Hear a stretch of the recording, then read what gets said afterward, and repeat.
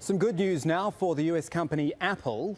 After its chief executive Steve Jobs announced he was going to be taking sick leave, things are looking a little rocky, but now a lot better. We've got the iPad here to tell you all about profit numbers. And remember, the numbers we're going to talk about are just for the last quarter of 2010, basically the 3 months that lead up to Christmas. Profits, first of all, check them out. They came in at $6 billion for just those 3 months. Put it into some perspective. This is the comparison, if you like, from the third quarter. It was up 77.5% in just 1 quarter. How do you do that? Pretty simple, really. You sell a lot of iPads. This is the first one we've got here. 7 million of them sold in that quarter. It became the must-have gadget. I've got one sitting over at the desk there. But also the old gadget. I can't believe we're saying this, but the iPhone. Re-released as the iPhone 4, and 16 million of those phones were sold over the quarter. So the magic of Apple would appear to be working, but we must wonder what extent their success is thanks to their marketing machine and the man in charge as well, Steve Jobs. Let's talk to Ellen Twigg. She is from the political lobbying and media relations company, live in London, through an iPad as well. You probably can't see this in our video wall. Your face is coming up through an iPad here, which says it all, actually. It's become ubiquitous almost, these gadgets. Apple has gone past making a machine, and they've made it a lifestyle choice, I guess. Exactly. I think that Apple has gone way beyond just being a brand now. It's almost a cult. And Apple, not just Steve Jobs, have put a lot of work in to nurture that, really. I mean, for example, they've really got their vision right throughout the whole brand, the whole company. They're always the next step ahead of everyone else.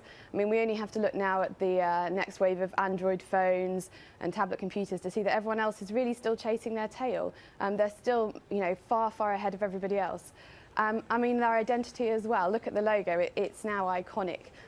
What better brand is there than one which has to have no words to describe it? Yeah, and not bad for a company as well, which a few years ago, I guess a couple of decades ago, wasn't actually that healthy. And we must remember that 90% of the world's computers still run Windows, and yet Apple is sort of so much more in focus. Exactly, and it has this mystique about it, and I think that's a marketing tool that they've done exceptionally well, is that they create this kind of idea of we don't know what's coming next, we don't know what's coming in the future. I mean, that's what we're talking about today, really. And every time there's a new product, the whispers for it start about 6 months beforehand. What's going to happen? What's it going to be? And by the time it arrives, there's a massive frenzy. People are queuing around the street to get it.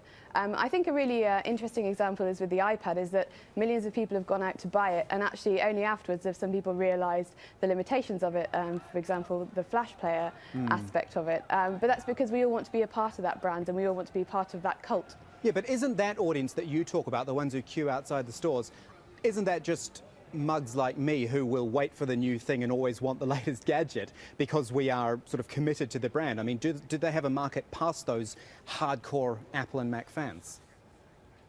Well, I think it does, and I think something that they've always done very well as well is quality. I mean, they take time. One of the things that is absolutely core to their values is that they take time to develop new products that work and that are effective. And, they turn down lots of opportunities to develop products and instead take time to develop a new thing which works very well, which is very covetable, and which everybody else then goes on to copy. So it must be a good product. Yep, that's probably enough free PR for Apple, isn't it, for now, Ellen? Thank you. Ellen Twigg, live in London for us. Thanks very much. Bye.